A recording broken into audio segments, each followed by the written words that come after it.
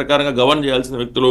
So వాళ్ళందరూ ఇలా చేయడం అనేది నిజంగా చాలా కంప్లీట్లీ నాకు ఇట్లా జరుగుతుంది. ఇలా ప్రభుత్వంలో ఇలా కొంతమంది ఆఫీసర్లు ఈ విధంగా ఒక సంస్థని ఎదగనీయకుండా చేస్తున్నారు అనేది నిజంగా మనం అనుకున్నట్టు సాబటాజ్ లాగో కాన్స్పిరసీ లానే భావించాల్సి ఉంటుంది. వెంకటకృష్ణ గారు వీళ్ళ మీద ఇట్లాంటి ఆఫీసర్స్ ఎవరైనా ఉన్నప్పుడు వాళ్ళు కూడా విషయం అర్థం చేసుకోవాలండి. My sincere request. ఈ ఆఫీసర్ ఆఫీసర్ అని ఒక ఆఫీసర్ గురించి మనం కూడా టార్గెట్ చేసి మాట్లాడడం కరెక్ట్ కాదు, కానీ ఎవరున్నా ఆఫీసర్స్ ఏం అర్థం చేసుకోవాలంటే మనం చట్టాలకు అతీతం కాదు. మన కండక్ట్ రూల్స్ ఏవైతే ఉన్నాయో, మన సర్వీస్ రూల్స్ ఏవైతే ఉన్నాయో, మన క్రిమినల్ యాక్షన్కి కూడా మనం లైబుల్ అవుతాం. ఎందుకంటే మనం ఒకసారి ఒక విషయం చెప్పి ముగిస్తాను నేను వెంకటకృష్ణ గారు. మనం చంద్రబాబు నాయుడు గారి మీద పెట్టిన కేసుల్లో ఫైబర్ నెట్ కేసు కూడా ఒకటి పెట్టడం. సో అప్పుడు అలాంటప్పుడు దానికి సంబంధించిన ప్రాపర్గా అసలు ఏం జరిగింది, కేసు ఎలా పెట్టారు, ఏం పెట్టారు, ఏ ప్రొవిజన్స్ కింద పెట్టారు, ఆ ప్రొవిజన్స్ నిజంగానే జరిగిందా, ఫైబర్ నెట్లో ఏం జరిగింది అనేది తెలుసుకోవాల్సిన బాధ్యత చైర్మన్ గారికి, ఎండీ గారికి, అందరికి కూడా ఉందండి ఒకరి మీద కేసు పెట్టినప్పుడు. అదేవిధంగా ఎందుకు పెట్టారు, వాట్ ఈస్ ది మనకి ఈ కేసులను ఒకసారి మనం గమనిస్తే ఏంటండి, what is the crux of it, section 409 of IPC, ఇంతకుముందు ఐపీసీ ఏం చెబుతుంది, criminal breach of trust by a public servant అంటే ఏంటి, బ్యాంకర్ ఇంకా చాలా ఉన్నాయిలేండి అది. So first public servant confine అవుదాం, మనం ఇక్కడ ఉన్న పబ్లిక్ సర్వెంట్సే కాబట్టి అందరూ మనం మాట్లాడుతున్న వాళ్ళు కూడా.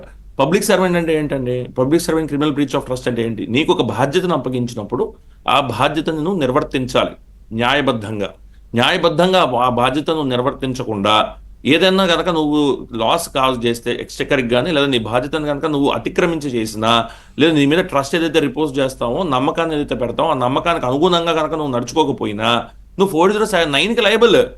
సో మీకు అది మరి ఆఫీసర్లకు ఇవన్నీ తెలియవా, తెలిసినా సరే ఆ రాజకీయ నాయకులు చెప్పేది మేము ఎందుకు వినాలి, రాజకీయ నాయకులు చెప్పేది మీరేంటో వినకూడదనే మా ధోరణి కరెక్ట్ కాదు. అఫ్కోర్స్ చాలా మంది ఆఫీసర్లు including the present chief secretary గారు ఖచ్చితంగా ప్రజలకు అనుగుణంగా వాళ్ళు వెళ్తున్నారు. ఇలాంటి కొంతమంది ఆఫీసర్లు మేము వాళ్ళు చెప్తే మేము వినాలా, మేము చెప్తే ఈ విధంగా ఈగోకి వెళ్ళిపోతే ఏమవుతుందంటే చివరికి మీరే లైబుల్ అవుతారు.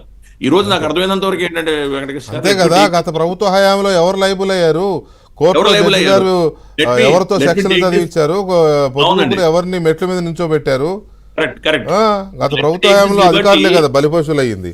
అక్కడ తెచ్చుకోవడం ఎందుకు నేను ఒక లిబర్టీ తీసుకొని చెప్తా. ఈ రోజు నేను చూస్తున్నా లేదా నేను చదువుతున్నా ప్రకారంగా మీడియాలో వస్తున్న రిపోర్ట్స్ ప్రకారం చూస్తే జీవీ రెడ్డి గారు ఒక మెట్టు పైకి ఎదిగారు, ఆఫీసర్ ఎవరైతే ఉన్నారో ఆయన మెట్టు దిగిపోయాడు ఆయన.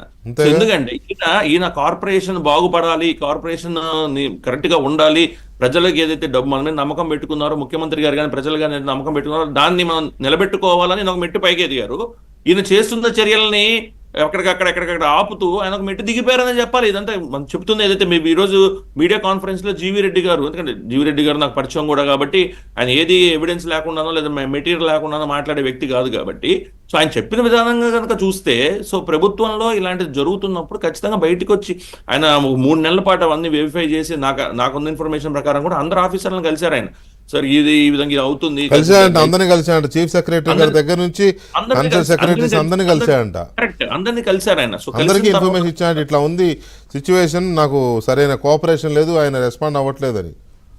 కోఆపరేషన్ అనేది కోఆపరేషన్ కాదండి, ఇవ్వాల్సిన బాధ్యత ఆఫీసర్ మీద ఉంది. ఆఫీసర్ నేను కోఆపరేషన్ ఇవ్వను అన్నప్పుడు ఆయన ఐదర్ రిజైన్ చేసి జాబ్ నుంచి వెళ్ళిపోవాలి, లేదా డిపార్ట్మెంట్ నుంచి పక్కకి వెళ్ళిపోవాలి. అర్థం చేసుకోవాలి. మీరు ఇవ్వకపోతే ఎట్లా కోఆపరేషన్, ప్రభుత్వానికి చట్ట పేరు రేపు ఉదయం ప్రభుత్వం ఒక డిపార్ట్మెంట్, ఒక కార్పొరేషన్ ఒక ఇదో చేసినప్పుడు, ఒక డెసిషన్ తీసుకున్నప్పుడు ఆఫీసర్లు దాన్ని చట్టానికి అనుగుణంగా తీసుకున్నారు డెసిషన్స్ అన్ని, చట్టానికి వ్యతిరేకంగా తీసుకోలేదు. సో ఆ చట్టానికి అనుగుణంగా తీసుకున్న డెసిషన్స్. ఇప్పుడు ఫర్ ఇన్స్టెన్స్ ఈ జిఎస్టీకి సంబంధించిన విషయంకి వస్తే వెంకటకృష్ణ గారు షోకాజ్ నోటీస్ ఇచ్చినప్పుడు సో చెప్పాల్సిన బాధ్యత ఆయనకు ఉండదండి, రిప్లై ఇవ్వాల్సిన బాధ్యత ఆయనకు ఉండదా? సో లేదు మన వకాలత్ ఫైల్ చేయాల్సిన బాధ్యత పర్టికులర్ ఆఫీసర్ గారికి ఉండదా? సో ఇవన్నీ వాళ్ళు తీసుకోవాల్సిన డెసిషన్స్ కదా. ఇప్పుడు లైక్ ప్రతి చోట చైర్మన్ గారిని మనం అనకూడదు. ఆయన ఏంటి, ఆయన మేజర్ ఆబ్జెక్టివ్ ఏంటి, దీని నుంచి ప్రభుత్వానికి రెవెన్యూ తీసుకురావాలి.